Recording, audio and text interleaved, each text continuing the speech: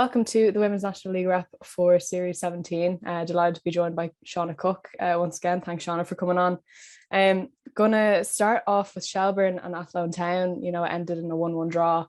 Shell's got the late penalty to cancel out Emily Corbett's fantastic finish for Athlone. But I suppose, Seana, you've got to give credit to the way that Athlone kind of set up for the game. You know, perhaps they'll feel like it was a bit of a loss at the end, just getting the 1 point.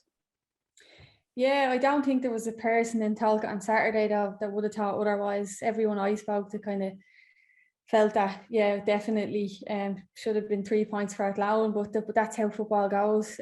These things happen in football. I felt for Jess Hennessy. She was absolutely colossal for the rest of the game, and that's football. I made my way down to the pitch to try and catch her at the end, just to tell her how good she was, but I missed her. So I hope she hears this today.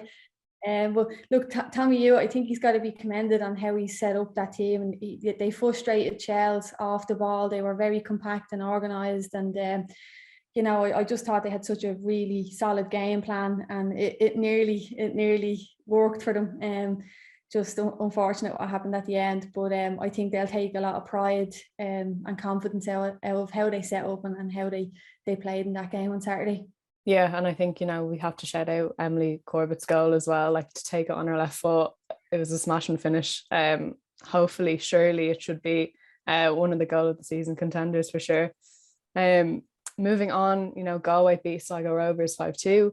A game where set pieces were quite important. You know, Galway got 4 of the goals two from free kicks, 2 from corners. Seana, was there a player in that game you think was key for Galway in that win for them? Yeah, and I think she's been consistent for Galway, Shauna Brennan. I'm pretty sure she was involved in 3, if not all of the goals, whether she was either taking them or assisting them or finishing them herself. But she's an absolute deadly set piece taker. And what we seen at the weekend is she can also finish a set piece as well. So I just think she's probably the most complete left back in the game at the moment. And she's grown over the course of the season. And I just thought she was phenomenal again for Galway at the weekend. Yeah, and you know, it was a bit of a funny game because it was 2-2 going into half time, and I think always with those games it can either go one way or the other then in the second half, and you know, Galway pulled out all the stops for the win. Peamount, now they beat Treaty down at Marcusfield 7-0. Steph Roach got a hat-trick, Tara Hanlon got 2, Alana McAvoy, Erin McLaughlin on the score sheet also.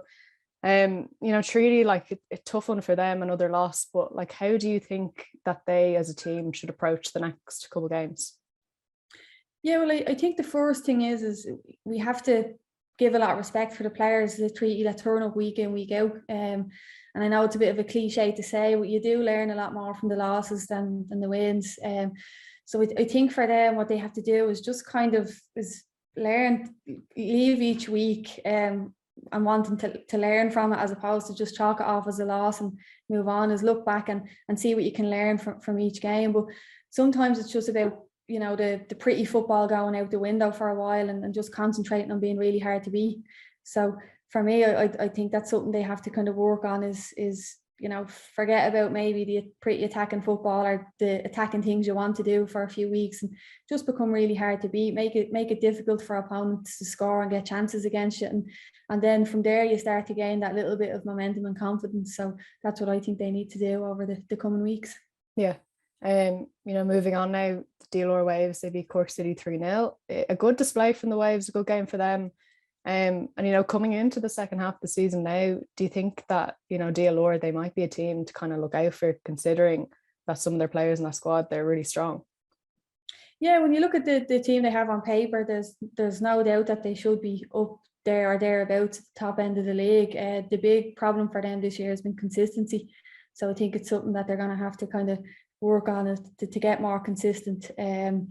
You know, I think that takes leadership. It takes players in the dressing room to start demanding more of individuals and the team collectively. But I do think another key for them will be keeping Kate Mooney fit. She's a fantastic player. She causes havoc in defence for opposition. So they can keep her fit and score, and I think they'll start to move further up the board. Yeah, and you know, final game of the series, Wexford, they beat Bohemians 3-1. You know, and Ellen Malloy braced for Wexford, got them the win. You know, just how important is Ellen Malloy for that Wexford side? I know we talk about her all the time, but she truly is a key player for them. Yeah, she digs them out of a lot of holes, and she's definitely become a very important and integral part of the team. I do think that Sean Byrne will probably be disappointed that at least 2 of the goals for Bows conceded, but the last goal, I think it was the last goal Ellen scored, where she made a great run and then put it the other side of Rachel Kelly, and the angle was really tight, and I just thought it was exceptional. So another week of the Ellen Malloy show, so it's great to watch. Also that game, like I thought Bows, they had quite a good game up until Ellen Malloy got the 2 goals, and they were quite strong, and for them getting 3 wins in the last 3 and then obviously losing this one to Wexford, I think that they will take a lot out of that game going forward, and they will continue on that confidence. Before we finish up, for you, Seana, is there any kind of player you think or you feel is underrated so far in the season? Yeah, I have 2. I think the first one is more of a one to watch, because I think they'll become a big player as the rest of the season progresses. That's Madison Gibson for Athlone. She's a real live wire, and I think she works really well with Emily Corbett.